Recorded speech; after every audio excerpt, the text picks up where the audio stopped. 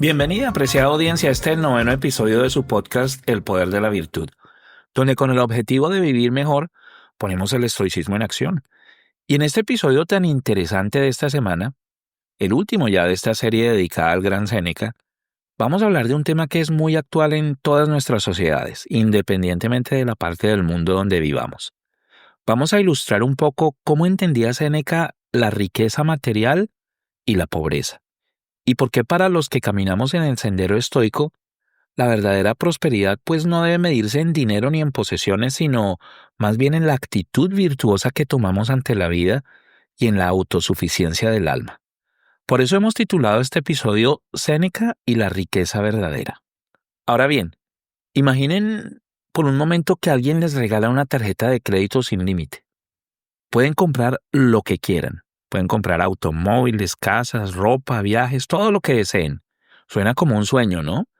Pero ahora piensen, ¿cuánto tiempo creen ustedes que pasaría antes de que dejaran de sentir esa satisfacción real? Yo diría que tal vez una semana o unos días, porque siempre habría un algo más que todavía no tienen. Y esa, amigos, es la trampa de la riqueza material. Cuando creemos que el dinero es la medida de nuestra vida, nos convertimos en esclavos de ese deseo infinito. Y por eso es que debemos aprender de la virtud estoica. Por eso es que debemos aprender de esta filosofía de vida que nos puede brindar esa felicidad que ni todo el oro ni todo el dinero del mundo podría comprar. Séneca nunca fue un hombre pobre. Fue en términos modernos un millonario. Y durante años también fue un hombre que tuvo mucho poder. Pero si hay algo que lo distingue es que también conoció de cerca la adversidad. Esa experiencia de haber transitado entre la abundancia y la pérdida le dio a Séneca una perspectiva única sobre la riqueza material. Y por eso es que él tiene la autoridad de ofrecernos estas enseñanzas, porque aparte de que siguen siendo súper vigentes en nuestro tiempo, vienen de alguien que vivió las dos caras de la moneda. Séneca fue muy claro sobre este tema, dejándonos una de sus lecciones más profundas condensadas en una frase magnífica, una de mis favoritas dentro del estoicismo. Séneca nos dijo que no es pobre el que tiene poco, sino el que más desea. O también podemos darle otra lectura a esta frase y plantearla desde otro ángulo, veamos. No es rico el que más tiene, sino el que menos necesita. ¿Qué tal, amigos? Séneca nos dejó esta perla, que tiene aún más sentido hoy, en esta sociedad tan consumista donde la envidia y la idea de que cuanto más tenemos, más valemos, nos domina todos los días, todo el tiempo. Pero para él, para Séneca, la verdadera prosperidad pues no estaba en acumular bienes materiales y cosas que de pronto ni siquiera vamos a usar, sino en un tema que ya hemos estudiado en episodios pasados, en dominarnos a nosotros mismos. Un hombre rico, decía Séneca, es aquel que puede mirar a su alrededor y sentir que nada le hace falta, aunque tenga muy poco. Séneca nos invita a que en vez de preguntarnos ¿cuánto tengo?, nos preguntemos ¿qué necesito realmente para vivir bien? Y la respuesta a esta pregunta, amigos, si analizamos con la razón estoica, suele ser mucho menos de lo que imaginamos. Si respondemos pensando en lo más básico, pues en realidad no necesitamos más que un plato de comida que nos nutra adecuadamente todos los días, una bebida que nos mantenga hidratados y saludables todos los días también, algo de ropa para protegernos de las inclemencias del clima y un sitio seco y seguro donde descansar. No necesitamos más. Ahora bien, amigos, no se me vayan a asustar. Esto es solo un ejemplo. No hay por qué irnos a los extremos. Recuerden que nuestro propósito es mantenernos en el justo medio, ¿no? En ese equilibrio aristotélico donde la razón y la mesura se encuentran. Ser estoico no se trata de renunciar a todo placer, a los lujos o a la comodidad, ni a vivir en la pobreza voluntaria absoluta como una forma de virtud. De eso no se trata. Eso en realidad fue más propio de los filósofos cínicos, una corriente filosófica anterior que influyó en el estoicismo, pero que llevó la idea de vivir conforme a la naturaleza a un nivel muy radical y, a mi parecer, hasta irracional, la verdad. Los cínicos, para explicar un poquito sobre esta filosofía, como Diógenes de Sinope, por ejemplo, él era un cínico, despreciaban por completo las posesiones materiales y las convenciones sociales. Ellos creían que la verdadera libertad consistía en necesitar lo mínimo posible. Este Diógenes, por ejemplo, a quien se le llamaba el perro, de hecho vivía en una tinaja o en un barril, no sé cómo le llamen en sus países, y decía que él era más rico que los reyes porque él no deseaba nada. Y un pequeño paréntesis aquí para explicar que no debemos confundir a este Diógenes de Sinope, el perro, con el estoico Diógenes de Babilonia. ¿Recuerdan el diplomático griego que terminó llevando la filosofía estoica a Roma? Y que mencionamos por allá, creo que fue en el capítulo 3. Y bueno, esta forma de pensar de los cínicos, pues nos lleva a uno de esos extremos de los que nosotros los que seguimos este camino tratamos de evitar a toda costa. Por esto los estoicos, en cambio, tomaron esa lección de simplicidad extrema, pero la moderaron con razón, la moderaron con equilibrio, que no es necesario vivir como Diógenes para buscar serenidad y sabiduría. Podemos disfrutar de los bienes materiales que poseemos, siempre y cuando recordemos que estos no nos deben definir ni nos deben gobernar.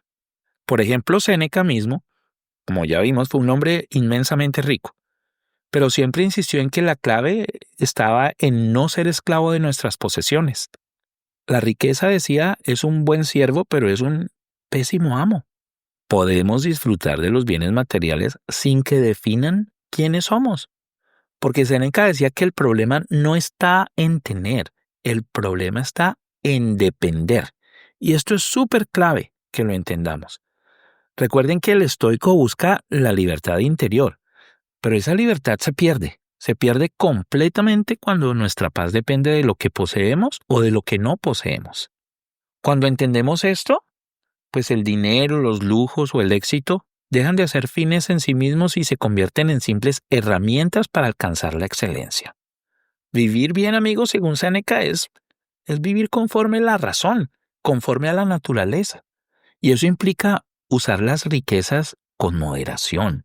Eso implica usar las riquezas con gratitud, pero sobre todo con desapego. No hay nada malo en disfrutar de una cena costosa o de vivir o poseer una casa grande y cómoda, o de tener un automóvil de alta gama, siempre que podamos perderlo todo sin perder la serenidad.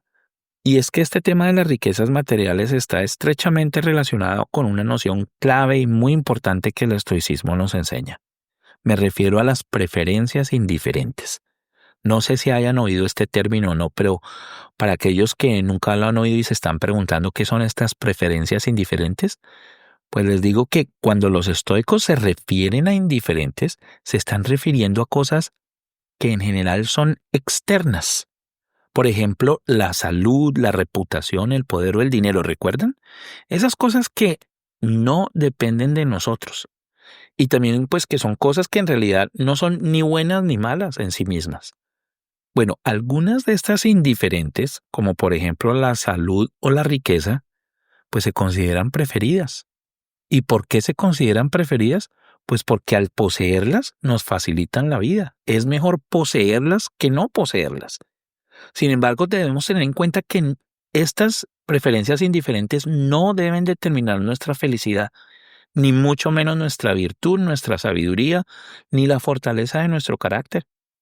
Ahora, este concepto de preferencias indiferentes es tan central en el estoicismo que es necesario que más adelante dediquemos un episodio completo a esta idea, porque esta es otra de esas nociones que nos ayuda a entender de manera profunda cómo relacionarnos con todo lo externo, con lo que tenemos, con lo que perdemos y también con lo que deseamos.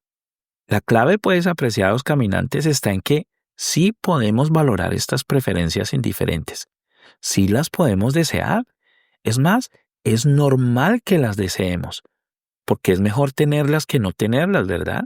Es lo más humano. Pero nunca podemos, o mejor dicho, nunca debemos depender de ellas. Así, si están presentes, si las poseemos, pues se agradecen. Son chéveres, ¿no? Son agradables, nos brindan comodidades y qué rico tenerlas. Pero si nos hacen falta, si no las tenemos, no pasa nada. Mantenemos nuestra paz interior y seguimos adelante. Y aquí vale la pena recordar una virtud que ya exploramos en episodios anteriores, la moderación, porque tener estas riquezas no es un problema en sí mismo. El desafío está en saber usarlas con equilibrio y en saber usarlas sin excesos. Ahora bien, Séneca también sobre este tema nos enseña a que debemos poseer, pero sin apegarnos. Y también nos dice que debemos entender que el valor de las cosas no está en su precio, sino en el uso razonable que les damos. Así pues, la riqueza deja de ser una tentación o una carga y se convierte en una oportunidad para practicar la virtud y para llegar a esa excelencia. Ahora, ¿qué pasa en estos tiempos modernos, en este siglo XXI? Pues lo primero que debemos reconocer hoy en día, en realidad, es que tener riqueza o poder no tiene por qué estar en conflicto con el estoicismo, como muchos pudieran pensar, porque se imaginan ustedes ser poderoso, ser millonario y además tener una visión estoica de la vida. Eso sí que haría una gran diferencia en el mundo, ¿no les parece? Sí, imagínense a alguien con abundantes recursos o con abundante influencia que también comprende que la riqueza o el poder son simples preferencias indiferentes. En manos de una persona virtuosa, la abundancia se convierte en una herramienta fabulosa para hacer el bien y para contribuir de manera extraordinaria con la humanidad. Al mismo tiempo que esta persona pues disfruta de una vida plena y feliz. El verdadero problema, como ya lo hemos dicho varias veces, no está en la riqueza material, amigos, sino en la apatía que muchos millonarios de hoy muestran hacia la filosofía y su falta de interés por cultivar la virtud. Sí existen, claro, hay algunos millonarios conscientes que practican la filantropía con verdadero propósito, como por ejemplo, les voy a dar un ejemplo del fútbol porque es el deporte que más me gusta, pero no sé si han escuchado al futbolista Sadio Mané, quien a pesar de haber ganado fortunas, ganando y jugando en grandes equipos en Europa, en Inglaterra y en Alemania, sigue usando su viejo teléfono móvil. No sé por qué lo hace y dedica buena parte de su dinero a mejorar las condiciones de vida en su comunidad en Bambali, Senegal. Sin embargo, la mayoría de estos millonarios actuales, yo pienso que no hacen lo suficiente y muchos son la prueba viviente de lo que advertía Séneca cuando nos decía que cuando lo permitimos, la riqueza deja de ser un recurso y se transforma en un obstáculo para la virtud. Por esta razón, Séneca y muchos otros estoicos practicaban ejercicios mentales y hasta físicos para recordarse lo poco que en realidad necesitaban. Pasar algunos días con ropa sencilla, comer lo más básico, dormir sin lujo, sin almohadas, hasta en el piso dormían o sin almohadas. Y preguntarse a sí mismos, ¿de verdad? ¿Eso es lo que tanto temía? Ese recordatorio les devolvía la libertad a ellos. Y la paradoja, amigos, es que cuando ya no dependemos de la riqueza para sentirnos plenos, es cuando de verdad podemos disfrutarla, porque ya no tenemos miedo a perderla. Qué ironía, ¿no?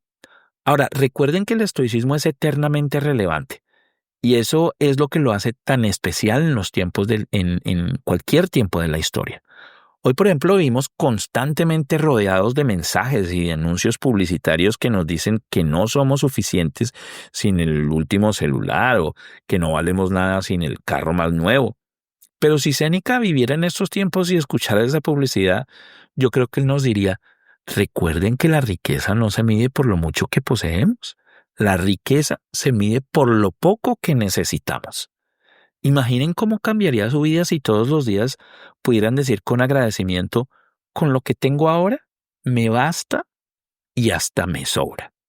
Por eso es que ya, ahora, llegando ya al final de este episodio, quisiera proponerles un ejercicio sencillo para que lo practiquen esta semana o en realidad para que lo practiquen cuando deseen. Les cuento que yo lo he hecho un par de veces y es bastante reconfortante, ya verán.